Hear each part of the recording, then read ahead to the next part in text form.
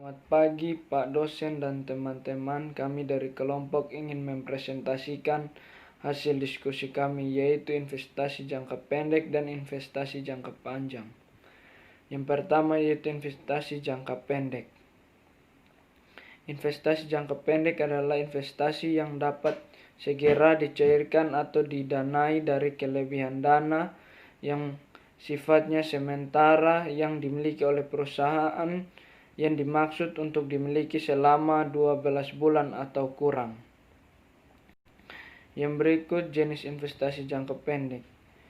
Yang pertama, deposito. Deposito bisa dilakukan mulai dari rentang waktu 3 bulan dan mendapat keuntungan bunga yang lebih besar dibanding tabungan biasa.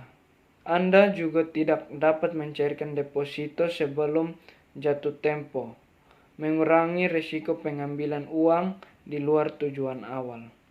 Yang berikut, saham. Membeli saham dari perusahaan adalah salah satu bentuk investasi jangka pendek, di mana Anda bisa mendapatkan bagian dari kepemilikan perusahaan tersebut. Tidak semua perusahaan bisa dibeli sahamnya, melainkan hanya perusahaan yang bersifat terbuka atau perseroan terbatas.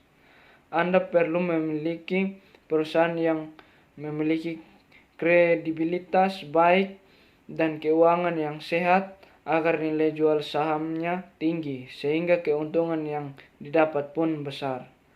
Yang berikut, akun tabungan bank. Tabungan bank adalah jenis investasi jangka pendek yang sangat simpel dan mudah mencairkannya. Namun kemudahan mencairkan tabungan menawarkan dengan hasil yang rendah atau kecil. Lebih banyak akun tabungan ini tidak mengikuti inflasi sehingga tabungan tidak dapat digunakan untuk menyimpan uang dalam jangka waktu yang lama. Yang berikut, reksadana pasar uang. Sama dengan investasi akun tabungan, reksadana pasar uang juga mudah cair, tetapi menawarkan keuntungan yang lebih besar. Kekurangan pasar uang adalah tidak berasuransi sehingga investasi reksadana ini mempunyai risiko yang tinggi. Yang berikut, surat utang jangka pendek, obligasi. Investasi jangka pendek ini memberi syarat yang fleksibel dari 1 bulan sampai dengan 1 tahun. Surat utang jangka pendek dirancang untuk jenis tabungan jangka pendek dan memberikan keuntungan yang sangat rendah, sedangkan obligasi memberikan fleksibilitas lebih tetapi belum tentu aman. Investasi jangka panjang. Investasi jangka panjang adalah dana perusahaan yang ditanamkan dalam berbagai aset produktif yang dapat memberikan penghasilan bagi perusahaan dalam waktu lebih dari 1 tahun. Investasi dalam saham perusahaan lain untuk jangka panjang dapat memiliki beberapa alasan, antara lain: yang pertama, untuk memperoleh keuntungan modal atau capital gain atau laba yang berasal dari kenaikan harga saham perusahaan yang dibeli. Yang kedua, untuk memperoleh pendapatan dividen. Yang ketiga, untuk memperoleh hubungan khusus dengan perusahaan penerbit saham. Sebagai contoh, pembelian saham perusahaan kecil produsen produk tertentu yang dijadikan bahan baku perusahaan pembeli saham, yang mengakibatkan perusahaan memiliki jaminan memperoleh bahan baku secara pasti dengan harga yang lebih murah. Yang keempat, untuk ekspansi usaha. Yang kelima, untuk memperluas pasar. Investasi jangka panjang dilakukan dalam bentuk: yang pertama, investasi dalam obligasi. Obligasi adalah surat hutang yang diterbitkan oleh suatu perusahaan berupa janji untuk membayar sejumlah uang seperti yang tercantum dalam nominal obligasi di kemudian hari beserta pembayaran bunganya secara berkala. Yang kedua, investasi dalam saham. Saham perusahaan yang beredar di bursa efek juga dapat menjadi objek investasi jangka panjang bagi perusahaan yang menginginkannya.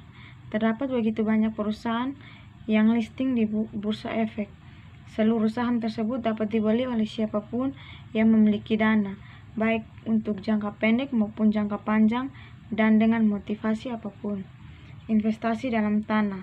Investasi jangka panjang tidak hanya dapat dilakukan dalam surat-surat berharga, tetapi juga dapat dilakukan dalam aset tetap lainnya, seperti tanah.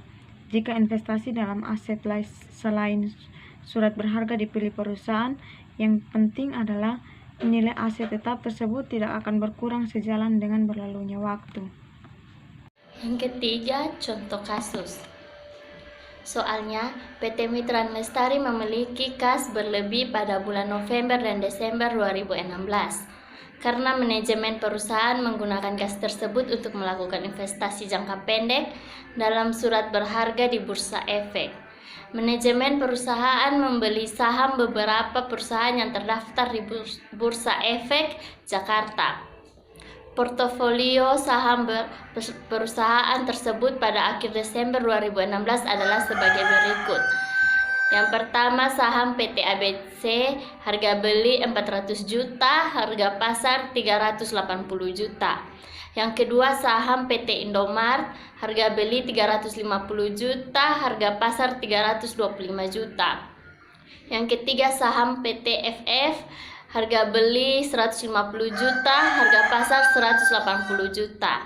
Yang keempat, saham PT XYZ, harga beli 200 juta, harga pasar 210 juta. Dan yang terakhir, saham PT Kenari, harga beli 300 juta, harga pasar 290 juta. Berdasarkan data tersebut, catatlah investasi sementara itu di laporan posisi keuangan PT Mitra Lestari pada akhir bulan Desember 2016. Jawaban yang pertama, kita harus menentukan potensi laba atau rugi dari jenis saham yang kita beli. Dari yang pertama, saham PT ABC, potensi ini mengalami rugi sebesar 20 juta. Yang kedua, saham PT Indomart mengalami kerugian sebesar 25 juta. Yang ketiga, saham PT FF mendapatkan laba sebesar 30 juta. Yang keempat, saham PT XYZ mendapatkan laba sebesar 10 juta. Dan yang terakhir, saham PT Kenari mengalami kerugian sebesar 10 juta. Jadi totalnya harga beli 1.400.000.000, harga pasar 1.385.000.000, dan potensi rugi sebesar 15 juta. Surat berharga tersebut memiliki harga perolehan atau beli total sebesar 1.400.000.000 pada tanggal 31 Desember 2016. Harga pasar dari saham-saham tersebut mengalami perubahan. Sebagian harganya lebih tinggi dibandingkan harga belinya dan sebagian lagi lebih rendah. Total harga pasarnya pada akhir tahun 2016 adalah 1.385.000.000. Hal itu menyebabkan terjadinya kerugian potensial sebesar 15 juta. Disebut rugi potensial karena sampai akhir tahun 2016 saham-saham tersebut belum dijual oleh manajemen PT Mitra Lestari.